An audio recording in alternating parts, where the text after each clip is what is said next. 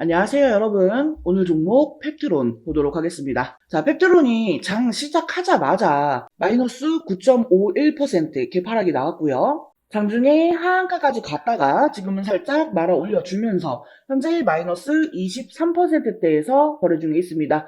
현재 주가는 겨우 간신히 8만원대로 회복을 한 상태예요. 며칠 전부터 이 펩트론과 관련해서요, 문의가 좀 있었어요. 그래서 제가 우리 구독자님들께는 미리 이거 매도를 해야 한다, 폭락을 할 거다 라고 말씀을 드렸었죠. 자, 그리고 정말 제 말대로 이 폭락이 나오면서 지금 주가는 이번 주 월요일부터 계산해 봤을 때요, 무려 40% 내렸습니다. 자, 그래서 이번 영상에서는요, 지금 펩트론이 왜 이렇게 폭락을 하고 있는지, 이 하락의 이유, 그리고 앞으로 어떤 식으로 움직일 것이고 우리는 어떻게 대응을 해야 하는가 분석해보는 시간 가져보도록 하겠습니다. 본격적으로 영상 시작하기 전에 구독과 좋아요 한 번씩 부탁드릴게요. 자, 지금 펩트론의 주가가 이렇게 급락이 나오니까 아마 우리 주주 여러분들, 구독자 여러분들 굉장히 좀 걱정이 되실 거예요. 그나마 어제 같은 경우에는요, 이 코스닥 대장인 알테오젠이 급락을 하니까 페트론도 따라서 같이 급락을 했는데, 오늘은 페트론이 더 많이 하락을 하고 있어요. 알테오젠은 약세를 보이고 있는 상황이고요. 사실 어제 같은 경우에는요, 알테오젠에 안 좋은 찌라시가 돌면서 주가의 급락이 나왔었던 거고요. 그래서 주가가 많이 빠지기는 했지만, 회사 측에서 사실 무근이다 라고 반박을 하면서 주가는 다시금 회복을 빠르게 반등을 해주었습니다. 그러면서 이 펩트론도 따라서 같이 반등을 하는 모습을 보였어요. 그래서 이렇게 아래 꼬리가 길게 달린 이런 양봉이 나왔던 거고요. 근데 오늘은 갑자기 펩트론이 이렇게 급락을 하고 있는 거예요. 자, 왜 이렇게 하락을 하게 되었을까 하고 내용을 살펴보면은 아마도 이 트럼프 리스크가 좀 영향을 주지 않을까 싶어요. 지금 트럼프가 이 코로나 백신 음모론자인 로버트 F 케네디 주니어를 보건복지부 장관으로 지명을 했잖아요. 아직 임명을 한 거는 아니지만 현재 지명을 한 상태인데, 자, 이 사람은요, 줄기세포 치료제, 비만 치료제, 우울증 치료제 등등 이런 걸 굉장히 싫어합니다. 게다가 앞으로 FDA 승인에까지 관여를 할 것이다 라고 예상이 되다 보니까 지금 현재 제약사들이 추진하고 있는 이 비만 치료제가 FDA 승인을 받지 못하거나 또는 받는 데에 큰 어려움이 있지 않을까 하는 그런 우려감들이 시장에서 형성이 되고 있어요. 그러다 보니까 최근에 뭐 일라이릴리라거나 노보노리스크 같은 이 비만 치료제 회사들의 주가가 급락을 하는 그런 상황인 거죠. 그 영향 때문에 지금 펩트론이나 알테오젠의 경우에도 최근에 큰 하락을 보여준 겁니다. 자, 그리고 이거는 펩트론의 개별적인 악재인데요. 바로 유상증자입니다. 아시는 것처럼 보통 일반적인 유상증자는요, 악재로 분류가 되죠. 근데 이 펩트론은요, 유상증자 발표를 했음에도 불구하고 연이어 호재가 나오면서 이 주가가 상승을 했습니다. 그래서 유상증자 발행가액이 올랐죠. 이게 무슨 얘기냐면요. 애초에 유상증자는 36,350원, 3만원대에 진행을 할 예정이었어요. 그런데 주가가 계속 오르다 보니까요. 이 유상증자 발행가액이 52,400원까지 오른 거예요. 자, 그렇다라는 건 이 유상증자 발행가액이 올라감으로 인해서 우리 주주들은 돈을 더 많이 내야 하고요. 반대로 회사는 돈이 더 많이 들어온다라는 거죠. 한마디로 회사에 배만 불려주었다. 네. 근데 이 부분은요, 충분히 이미 예상을 할 수가 있었고, 제가 이거 텔레그램 소통방에서는 계속해서 말씀을 드렸죠. 유상증자 발행가액이 최종적으로 52,400원을 확정이 되었기 때문에 아마도 주가는 한동안 하락을 하게 될 거다라고 말씀을 드렸었어요. 이 주가를 끌어올리면서 이 유상증자 발행가액을 높게 확정을 지었으니까 이제 작업은 끝난 거고 본격적으로 주가를 급락시킬 거다. 이런 작업은요, 과거에서부터 작전으로 많이 쓰였던 방법이에요. 자, 그리고 이제 이 유상증자 신주 물량이 상장이 되죠. 다음 달인 12월 3일에요. 260만 주가 나옵니다. 자, 그런데 발행가액이 52,400원이기 때문에요. 이 유상증자 물량을 많이 받아간 사람의 경우에는요. 지금 이런 구간에서 던져도 수익입니다. 자, 그래서 앞으로 엄청난 물량이 쏟아져 나올 확률이 굉장히 높아요. 한마디로 물량 폭탄이 나온다라는 겁니다. 물론 장기적으로 보기 위해서 이 유상증자를 받으신 분들도 계실 거예요. 하지만 안 그런 분들이 더 많을 거라는 겁니다. 특히 이 유상증자 자체가 악재이기 때문에. 제가 조금 전에 날짜를 잘못 말씀드렸어요. 12월 3일이 아니라 12월 4일이 신주 상장일인 거죠. 네. 그래서 이 12월 4일 날 260만 주가 추가 상장이 되면은 이 주가는 하락을 할 것이다 라고 예상을 하고 지금부터 먼저 주식을 팔고 있는 거예요. 물론 팩트론에 호재도 있습니다. 네. 일라이 릴리와의 호재도 아직 남아있는 상황이기는 해요. 근데 이게 본 계약은 내년에 체결이 되죠. 그것도 내년 4분기에. 게다가 또 추가적인 조건이 하나 있죠. 임상 결과가 잘 나와야. 네. 그러니까 이 본 계약이 체결이 될 수도 안 될 수도 있는 상황이죠. 임상 결과가 내년 4분기에 나올 예정이기 때문에요. 아직도 1년이라고 하는 시간이 남아있는 상태입니다. 자, 혹시나 우리 여러분들 중에 이 남은 1년이라고 하는 긴 시간 동안 주가가 꾸준히 계속해서 상승을 할 거다. 상승만 할 거다. 라고 생각하시는 분들 안 계시죠? 만약에 그런 분들 계신다면 그건 진짜로 큰 착각입니다. 지금 주가가 이렇게 상승을 한 부분에서는요. 이 유상증자 발행가액을 높이기 위해서 의도적으로 주가를 올렸다라는 의심이 계속해서 들고 있어요. 자, 결국에 주가는 다시 원점으로 내려올 거고요. 이제 시간이 지나면서 25년도 4분기가 가까워지면서 이 일라이 릴리와의 본계약 관련 기대감으로 다시 상승하는 흐름이 나올 거예요. 자, 그래서 사실 주가가 이렇게 되기 전에요. 미리 이런 구간에서 정리를 했어야 하는 건데 지금 그렇지 못한 분들이 훨씬 더 많으시죠? 네. 그래서 만약에 주가가 반등을 한다라고 하면은요. 일단은 정리하셔서 현금 확보를 하셔야 합니다. 이제 12월 달에요. 이 유상증자 물량이 260만 주 쏟아지면 주가는 더 밀릴 거예요. 일단은 매도를 해서 현금 확보를 하시고 나중에 내려왔을 때 저하고 같이 들어가시면 되는 겁니다. 자, 그리고 여러분들이 언제 팔아서 언제 사야 될지 이런 매수 매도 타점 모르겠다 하시면요. 여기 하단에 전화번호 보이시죠?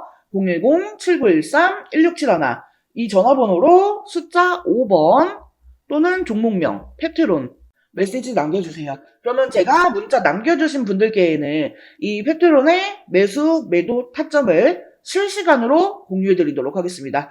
참고로 정보 공유는요, 모두 100% 무료입니다. 별도의 수수료 같은 금전적인 요구 일절 없으니까요, 부담 갖지 마시고 편하게 메시지 남겨주세요. 자, 그리고 영상 끝까지 시청해주신 우리 여러분들을 위해서 이번 11월 홈프로픽 대박 종목 말씀드리도록 하겠습니다. 자, 해당 종목은요, 유리기판 관련주예요. 유리기판이 이번 연도부터 조금씩 부각이 되기 시작을 했죠. 아직 양산을 시작한 단계까지는 아니기 때문에 본격화가 되기 전에 우리가 미리 유리기판에 대한 정보를 알아둘 필요가 있어요. 즉 투자의 준비를 해야 한다는 거예요. 자, 먼저 이 유리기판이 갑자기 올해부터 주목을 받게 된 이유. 첫 번째로 이 AI 반도체가 크게 대두가 되죠. 이미 오래전부터 이 유리기판에 대한 연구는 진행이 되어 왔습니다만 오버스펙으로 분류가 되어 있었습니다. 그런데 올해 들어서 이 AI가 확산이 되면서 다시금 주목을 받게 되는 그런 기기가 된 거죠. AI 데이터 처리량이 너무나 기하급수적으로 증가를 하게 되면서 현재 추세로는 이 고집적 패키지 기판이 필요할 것으로 전망이 되기 때문이에요. 현재 AI 반도체를 만들고 있는 대표적인 회사는 엔비디아입니다. 그리고 엔비디아의 AI GPU는 TSMC의 코어스 패키지 기술로 제작이 됩니다. 이 TSMC의 코어스 방식은 서브스트레이트 위에 인터포저라고 하는 실리콘 기판을 올리고 그 위에 GPU와 HBM을 올립니다.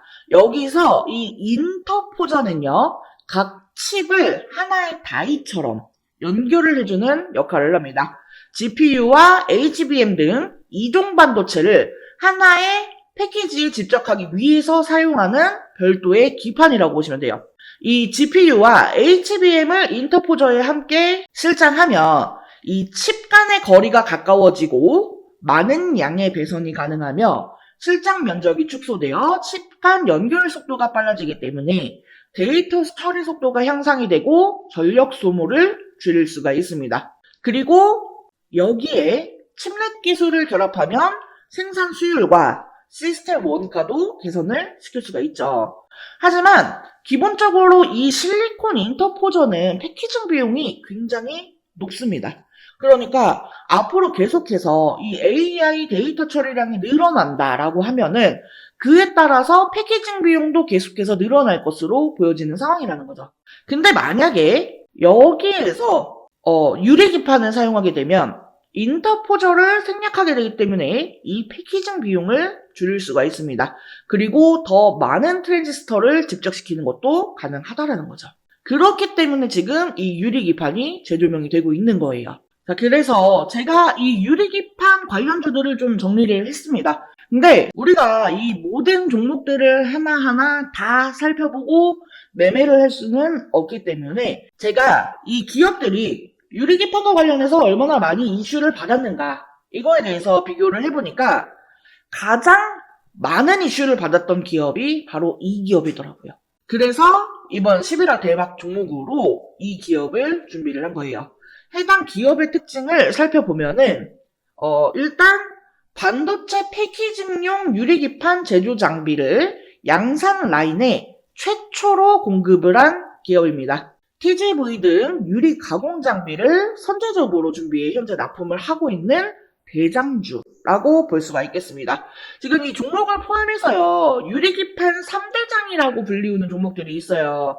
각각 유리기판을 생산하고 장비를 담당하고 소재를 담당하는 그런 기업들입니다. 그리고 제가 준비한 이 종목은 이 중에서도 장비를 담당하고 있어요. 자, 게다가 이 3대장 중에 유리기판을 생산하는 기업에 TGV 장비를 납품을 하면서 이 유리기판의 가장 수혜주로 부각이 되었습니다. TGV 공정은요, 유리기판을 뚫는 전극 통로를 만드는 기술인데 이게 유리기판의 핵심 기술이거든요. TGV 공정은 세 가지 방식이 있어요. 레이저 방식, HF 애칭 방식, PNL 가공 방식. 이 회사는 레이저 방식과 HF 애칭 방식을 혼용해서 사용하기 때문에 유리 표면에 미세한 크랙을 줄이고 시각 속도를 향상시킬 수 있습니다. 이 크랙이 없이 홀을 만드는 게 제일 중요한 거거든요. 근데 이러한 부분을 두 가지 방식의 공정을 혼용 사용하면서 커버를 했다라는 겁니다. 무엇보다 이 글라스코어 기판 제조 공정에서 이미 4가지 장비나 공급을 하고 있다는 점이 가장 대조되는 내용입니다. 해당 종목의 차트를 같이 한번 살펴보면은 사실 이전에는 관련주였기 때문에 주가가 고만고만했습니다. 그런데 올해 들어서 이 유리기판 관련주로 부각이 되면서 역사적 고점을 만들었어요. 하지만 이후 이 반도체 업황 둔화로 주가가 급락을 했고 최근 쌍바닥을 찍고 강하게 상승 중에 있습니다. 다른 반도체주들보다 상승 흐름이 굉장히 강한 것을 볼 수가 있어요. 수급 또한 지난 한 달을 보면은요, 개인은 팔고 외인과 기관은 샀습니다. 특히나 연기금이 의미 있게 사 모으는 점을 주의 깊게 보시면 좋을 것 같아요. 자, 이 유리기판의 개발 속도를 갑자기 높이기 시작한 것은 AI 때문이라고 말씀을 드렸죠. 이전부터 꾸미기판이라면서 이 성장성에 높은 점수를 줬지만 이게 워낙에 어려운 기술이기 때문에 허들이 높았습니다. 자, 하지만 HBM에 들어가는 실리콘 인터포저의 쇼티지 지속, 그리고 실리콘 인터포저보다 싸고 매력이 많은 글라스 기판은 이 자본을 들여서 개발 속도를 높일 수밖에 없는 상황이에요. 제가 앞에 유리기판 3대장이라면서 말씀을 드렸어요. 근데 사실 이 중에 진짜 대장주는 이 유리기판을 생산하는 종목이에요. 하지만 해당 기업은 아직까지 개발 진행 단계에 있기 때문에 적자가 지속되는 중이죠. 그나마 제가 이번 11월 대박 종목으로 픽한 이 기업은 장비주에 해당이 되기 때문에 실적이 유리기판을 생산하는 종목보다 선반영이 될 수가 있습니다. 또한 시총이 작은 소형주이기 때문에요. 가볍게 움직일 수 있다라는 매력도 있고요. 소형주 중에서는 이 기업이 대장주라고 볼 수가 있겠습니다. HBM과 관련해서 직접적인 수혜는 국내 기업에서 많지 않았어요. 하지만 이 유리기판 관련주는 디스플레이 밸류체인 기업들이 기존에 유리 가공을 해왔기 때문에 관련주들이 많은 편이고, 그 중에서도 대장주이기 때문에 충분히 기대를 해봐도 된다라는 점에서 이번 11월 대박 종목으로 저홍프로가 픽을 한 거고요. 해당 종목과 관련한 내용이 궁금하신 분들은요, 010-7913-1671 여기로 대박이라고 두 글자 메시지 남겨주시면 제가 관련 자료와 함께 타점, 대응 전략을 공유해드릴 수 있도록 하겠습니다. 자, 이번 영상은 여기서 마치도록 하겠습니다. 제 영상이 조금이라도 도움되었다면 구독, 좋아요, 알림 설정 한 번씩 부탁드릴게요. 오늘도 영상 시청해주셔서 감사합니다. 다음 영상에서 또 뵙겠습니다.